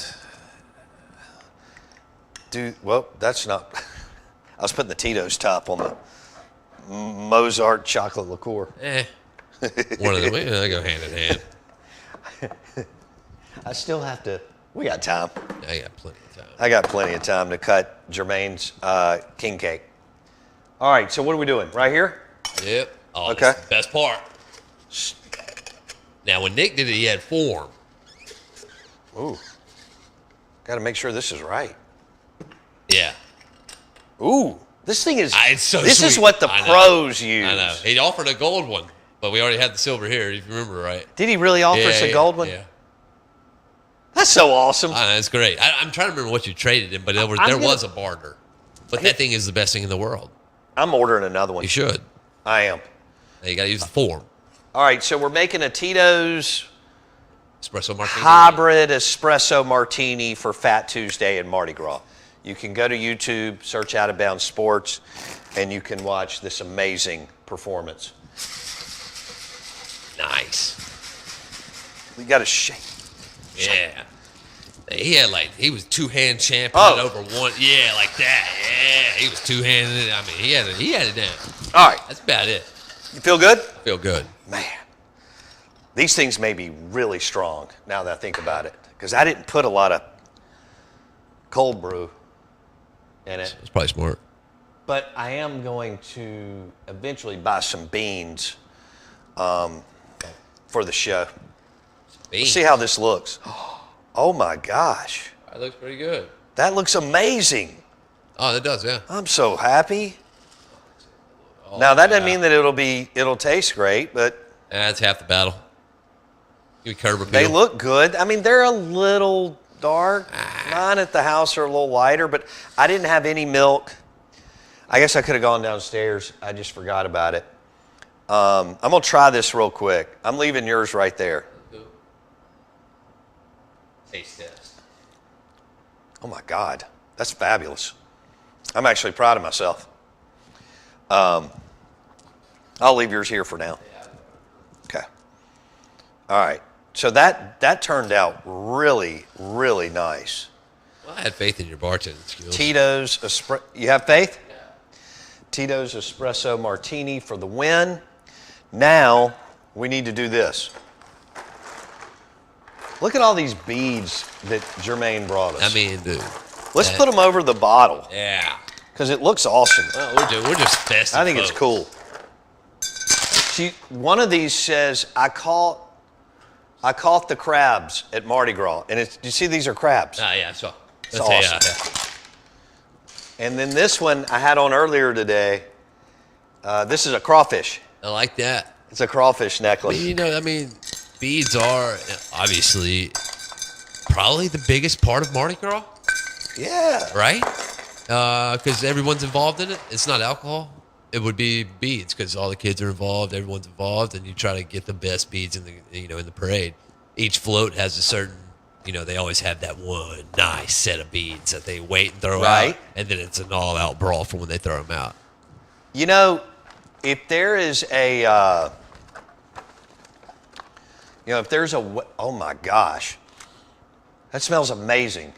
I don't know if there's like a professional way to cut this. I'm just gonna cut it for us. Well, yeah. But it smells like heaven. Question is, where's the baby?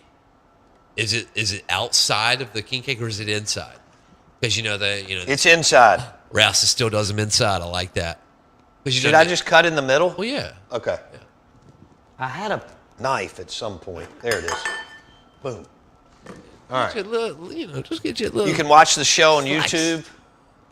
We're doing Bo the Bartender, brought to you by Tito's Espresso Martinis and King Cakes.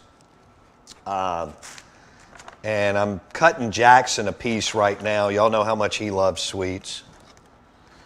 And, oh my gosh.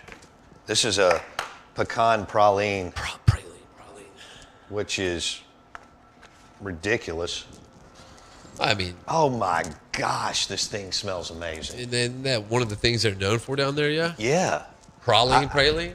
I need to get you a fork. Ooh, good Lord. But you can eat it with your hands, can't you? Yeah, I'm good. I don't need a fork. Hold on, let me figure this out. Oh, I got it. Look at this. Plastic Forks. cutlery. This is very professional cutlery for the Out of Bounds show. Tell me I got that on. So go to YouTube, search Out of Bounds Sports.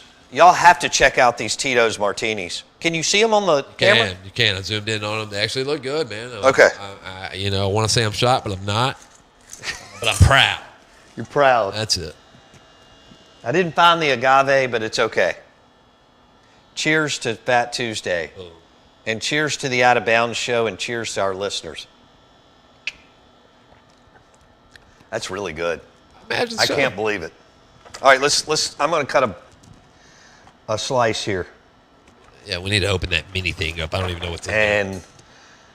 we're on YouTube. Search Out of Bounds Sports. Comment. That's how you enter. You could win a Fat Tuesday Tito's swag bag. Swag bag. Love that. I feel like I need to eat this with my hands. I thought that was the traditional way. So of eating here we king are. cake. I'm going in. I hope you eat the baby.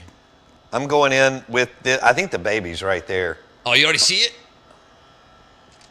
I think so. Look, there's a little of this, like real like praline, whatever here. I got to put that on top. All right. Okay, so here is my first bite of king cake ever on the show, which means in this studio too. Yeah. And cheers to everybody. I hope you have a good Fat Tuesday, and I also hope you're careful. Initial impressions. Then I need a little breakdown. That is amazing. All right. I like that. Let it savor, and then I need a breakdown. What do you taste first? What's strongest?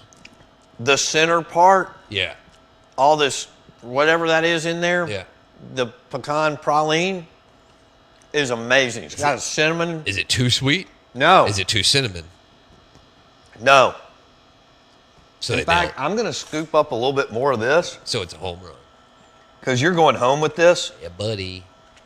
And I'm taking, I know may surprise you, but I'm going to take one more bite and have a sugar buzz Yeah, I mean, on the way out. might be wasted. I guess I should take a bite and then pair it with the Tito's Espresso Martini. They've been in there. You and Mackenzie are going to have Yeah, she's going to be very pleased.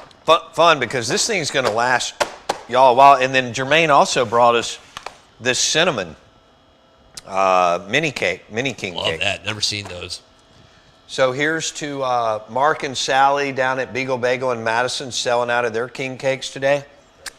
Here's to Jeff Good selling all his king cakes today at Broad Street. And here's to Robert St. John selling all his king cakes down in Hattiesburg. Have you had a bite yet? Yeah, I have not. I Okay. have not yet. I'm about to. Let's see. Not using it before. Or maybe the most king cake I've ever had in my life, but damn, that was good. Oh, it's so soft. That's it. That's the one. That is fabulous. This sugar buzz is going to be amazing. And I'm going to pair it with, don't you love these martini glasses? They're great. Yeah. Oh, you got to order something fancy to get it out of that at a restaurant. Good grief. That was good. I'm really, I'll be honest, I'm kind of proud of myself. You should be. We put together on the fly a little bit of a Tito's Espresso Martini. Look, man, this Mozart, Nick Fulton brought this when he made the martinis over Of course you did. Christmas. It's got gold on it. And this stuff's good. I got to give Key City a shout out, their cold brew. And it was fabulous. I mean, Yeah, we did That is skip one good. step. There's one thing we missed. what? Popping that bad boy, that king cake in the I can't hear microwave. you. Popping that king cake in that microwave for like 5 seconds. I know. It gets it right there, boom. It's perfect with coffee. Do you want me to do that? No, I'm good. I'll get to it here in a minute. Okay. All right. But that's the move. Make sure we're. When's the What last is time you this, think Sun you were Devil at Mardi Macy? Gras? Yeah. Complimenting the vocab. He said, "I love that you use the word bartered." Great word. Well, I was. Sometimes after I've said 8,000 words on the Right. show in the morning, or however many it is, you know, you don't ever. Your recall is kind of going the other way. But it was a hell of a barter. I don't remember. I think I gave him some Tito's. I don't think it was. I think it was. He gave us this incredible drink maker Tito's Martini. I think it was a barrel pick. I believe. Oh, a barrel pick. We're going to do that again. We'll be going to Elijah Craig to do that. Man, this is delicious. When's the last time you think you were at Mardi? Like, when is the last time you made it to a Mardi Gras? That I went to Mardi Gras? Yes. And I'm including Mobile. I'm including all of that because that's where it started. 1994. Wow. I don't think I've been since then, but I may have been one other time. Well, I've been I think uptown away from the quarter. Well, yeah. In the quarter Parade. on Bourbon, 94. Wow. Yeah. I was in college. Did you ever ride in the parade? No, I would. I didn't know with your aunt down there or whatnot. No, hold on. No. Have you ever ridden one in the St. Patty's Day parade here? I've done the St. Patrick's Day float. Sure. Several Which times. is, look. It's great. Every way in fashion, that's our Mardi Gras. This is so great. This crab. I caught the crabs at Mardi Gras. Don't you love this? And you got on beads. The beads just rule nowadays. We have beads on the set. That was perfect. I love it. Let me take this. I'll go back over to the real set. How much time do we have? Yeah, like 5 minutes. Okay, cool. All right. Delicious. I'm glad that somebody asked about the Whiskey 61 hats. Well, since we got this new deal up there on the set, or lack of things on the set. Oh, my God. You can see it. I know. And, you got to believe it. The only way you can believe it. Showcasing it. You got to see it. All right, let me turn this off. Let me turn you and then go to... I've been off the whole time. It died. I don't think anybody heard us. Yeah. There's no way. I don't think they heard us. No way. I was hearing you. Oh, well. That's all right. All right. So, we're back. I don't know if I was ever there. But, was I? Yeah. Well, if Sun Devil Macy heard me say barter... You were on. Yeah, maybe I just knocked it off later. Oh, well. Good show today. Let's recap. Steve Robertson talked to Mississippi State. Ole Miss is on a roll. They've won all their games except Texas. Is that right? Yeah. When they got drummed, yeah. When they got drunk? Drummed. Oh, drummed. Yeah. Well, maybe drunk too, but long game. It is a long game. You're right. No doubt about it. But Ole Miss is on a roll. Southern Miss has played really well. And Mississippi State has been close. Their fans are kind of in freak-out mode, which they do really well in baseball. But they'll play Southern Miss tomorrow at 4. That game's been moved. And then Mississippi State plays Texas tonight at 7 o'clock. I like the 7 o'clock tip much better than the 8 o'clock tip. And Texas is in town. They have Trey Johnson, lottery pick, big time scorer, 6'6", projected to go by many of the NBA draft experts and websites, top 10. One of them here has him going in the top 8. So he can score. Who's going to be on him? Well, Sean Jones, when he's playing, will guard him. And then when Sean doesn't start, well, usually, Melendez? Or do you? I don't know how Texas goes 1 through 5. If you body him up sometimes with Cam Matthews, just kind of depending on what's going on. But I would think Melendez and Sean Jones. This could be a big night for Sean Jones on the perimeter defensively because Sean's basically the same size as Trey Johnson, maybe a little taller. He's not the player, but he is your best perimeter defender. So I'm thinking Melendez. I mean, Harris may get on, but ideally you want Melendez or Sean Jones. And if there's a switch, you can live with Cam Matthews guarding him. This is obviously a very important game. All games are, but this one is the one where you need to get it rolling. You want to get out there. You want to see shots go in, obviously, but you want to see them go in at a rate where you can say, all right, here we go. It's March. Well, you got to give Hub some help. Yeah. They didn't really do that on, Kugel did drop in 12 and hit some shots. He's just been Jekyll, even more than that. Yeah. Whatever the word is, more than streaky. Murphy pumped in 9. You didn't have any help from Melendez, Nwoko, or Matthews as far as scoring, but Cam played well doing other things. We're going to have a fun night. Thanks for listening to the show. Mike Detillier talked Jackson Dart, and he told us a great story on Mardi Gras and the Bobby Hebert story about free agency. I think I knew it, but I had not really heard it the way that he laid it out, and that Bobby Hebert, Reggie White got all the pub for it, but really Bobby Hebert was more the driving force for NFL free agency and actually sat out a year and then eventually got $1 million with the Saints. Enjoy lunch today at Aplos in Highland Village and Aplos in the Renaissance, and we will see you tomorrow, Mississippi State, Texas, tonight at 7 o'clock. Be careful with the weather. Enjoy Fat Tuesday. See ya.